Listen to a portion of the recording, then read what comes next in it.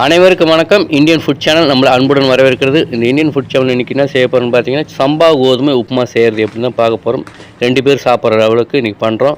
அதுக்கு ஒரு கிளாஸ் சம்பா கோதுமை எடுத்துங்க. கடையில் தான் வாங்கிட்டு வந்த சம்பா கோதுமை அதை எடுத்துகிட்டு ஊற வச்சுருவோம். நல்ல ஊறட்டும், தண்ணியை வச்சு ஊற வச்சுருவோம். செய்யறதுக்கு முன்னாடி ஊற வச்சுருவோம். அடுத்தது தேவையான வெங்காயம், தக்காளி, கடுகு, உப்பு இதெல்லாம் தேவையான அளவுக்கு எடுத்து வெங்காயம் இதெல்லாம் எடுத்து வச்சுங்க. ரெடியாக எப்பவுமே எல்லா சமைச்சாலும் எல்லாத்தையும் ரெடியாக எடுத்து வச்சுங்க. இதை ஊற வச்சுட்டேன். அதுக்கப்புறம் நெக்ஸ்ட்டு பார்த்திங்கன்னா அடுப்பை பற்ற வச்சுட்டு வானலை போட்டுருவோம். அடுப்பை பற்ற வைப்போம், வானலை போடுவோம். வானல் திக்காக இருக்குங்க. எப்போ போட்டாலும் வானல் திக்காக இருக்க வானல் போடுங்க.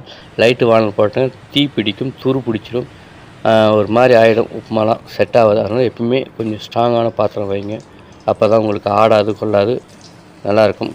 எண்ணெய் ஊற்றி கடுகு போட்டுருவோம். கடுகு போட்டதுக்கு கடுகு தீயாத இருக்கிறதுக்கு என்ன செய்யணும், கருவேப்பிலை அதை டப்புன்னு போட்டுருங்க. கடுகு தீயிற மாதிரி அப்படின்னு தெரிஞ்சுன்னா கருவேப்பிலை டப்புன்னு போட்டு விட்ருங்க. கடுகு போட்டுட்டிங்கன்னா கடுகும் தீயாது, இந்த உளுந்தும் தீயாது. எப்படின்னா இது எல்லாமே தீயுன்னு தெரிஞ்சு டப்புன்னு வெங்காயம் போட்டுட்டேன். இது எதுவுமே தீயாது, அதனால தான் இது அதுக்கப்புறம் போடுறோம். இப்படி ஆட் பண்ணிங்கன்னா கண்டிப்பாக சமையல் நல்லாயிருக்கும். எப்பயுமே இந்த பொசிஷன் எது வேணால் எல்லாமே போட்டு சமைக்கலாம். இப்படி பண்ணிங்கன்னா இந்த ஒரு பொருளும் தீயாது. உங்களுக்கு வெங்காயம் கருக்குன்னு வேணும்னா லைட்டாக வதக்கினா போதும். தண்ணி ஊற்றிக்கலாம், உப்பு போட்டுக்கங்க. இல்லை நான் சாப்பிட்டா சாப்பிடுவேன், கொஞ்சம் வளவளம் தான் சாப்பிடுவேன் அப்படின்னு கேட்டேன். குழந்தைக்கு ஊட்டணும், பெரியவங்களுக்கு வயசானவங்களுக்கு ஊட்டணும். நல்லா வேக விடுங்க. நல்லா பொன் உருவில் கொஞ்சம் வேக விடுங்க. நான் பொன் உருவில் நல்லா வேக விட்டு தான் பண்ணுறேன்.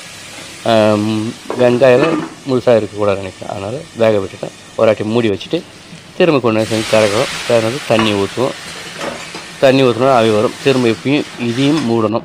மூடி வச்சுக்கணும். மூடிட்டு அதுக்கப்புறமா கொதி வந்துடும். பார்த்திங்கன்னா கொதி வந்ததுக்கப்புறம் தான் சம்பாவை போடணும். கொதி வர போனால் டேஸ்ட் இருக்காது. கொதி வரட்டும். கொதி வர வரைக்கும் வெயிட் பண்ணுவேன். கொதி வந்துடுச்சு.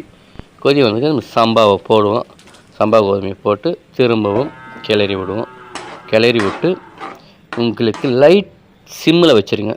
சிம்மில் வச்சுட்டு அதுக்கப்புறமா பண்ணுங்கள். ஏன்னு கேட்டால் சிம்மில் ஏன் வைக்க சொல்கிறேன்னு கேட்டிங்கன்னா, அப்போ தான் டேஸ்ட்டு கூட அடி பிடிக்காது.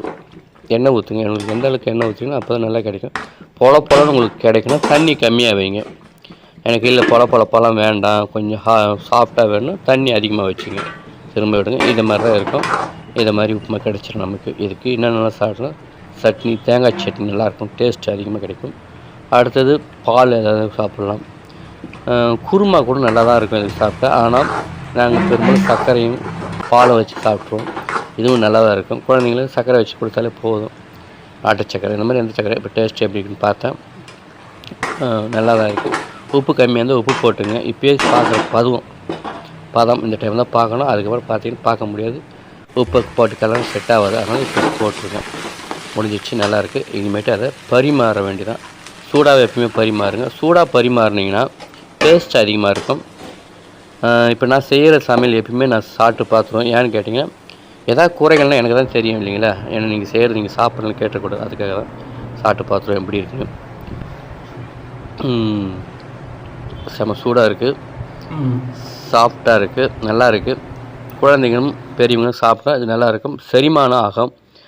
இந்த சேனல் பிடிச்சிருந்தால் லைக் பண்ணுங்கள். நெக்ஸ்ட் வீடியோவில் பார்க்குறேன். பாய்.